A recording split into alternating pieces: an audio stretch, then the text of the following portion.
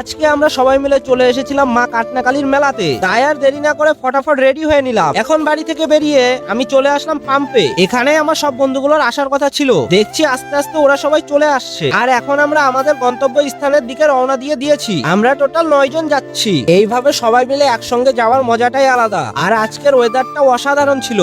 আমরা দেখতে দেখতে ডালখোলা পেরিয়ে মল্লিকপুর রাস্তা দিয়ে মা কাটনাকালীর মন্দিরের দিকে যাচ্ছি। আর এখানকার রাস্তার অবস্থা তো তোমরা দেখতেই পারছো। আমরা কিছুটা রাস্তা এগোতেই দেখছি সামনে অনেক বড় জাম লেগেছে। এখানে যে এতটা জাম হবে আমি ভাবতেই পারিনি। এখানে যদি আমরা এখন দাঁড়িয়ে থাকতাম তাহলে 2-2.5 ঘন্টা লেগে যেত আমাদের এই জাম থেকে বেরোতে। তাই আমরা এখান থেকে বেরিয়ে ডালখোলার মেন রাস্তা দিয়ে স্টেশনের পাশ দিয়ে আমরা চলে যাচ্ছি। আর মাঠঘাট পার করে আমরা প্রায় চলে আসলাম। আর মেলার বাইরেই যদি এত ভিড় হয় তাহলে না জানি মেলার ভিতরে কতটা ভিড় হবে। এখন আমরা রেল গেট পার করে মেলার গেটের সামনে চলে আসলাম। এখানে যে এতটা ভিড় হবে আমার তো জানাই ছিল না, কারণ এখানে আমি প্রথমবার এসেছি। রাস্তার আশপাশ দিয়ে অনেক দোকানপাটও বসেছিল। যাই হোক, এত ভিড়ের মধ্যে কোনোভাবে আমরা সবাই মিলে চলে আসলাম মন্দিরের গেটের সামনে। আর এখানে ন্যাশনাল সেলস এজেন্সির পক্ষ থেকে লেবু জল খাওয়ানো হচ্ছিল, তাই আমিও এক গ্লাস খেয়ে নিলাম। ভিতরে ঢুকতেই প্রথমে মায়ের দর্শন করে নিলাম। আজকের দিনে মায়ের মন্দিরটা ফুল দিয়ে অসাধারণ ভাবে সাজানো হয়েছে। কি অপূর্ব লাগছে না দেখতে। আর এখান থেকেই পুরোহিত মশাই আমাদেরকে টিকা পরিয়ে দিলেন।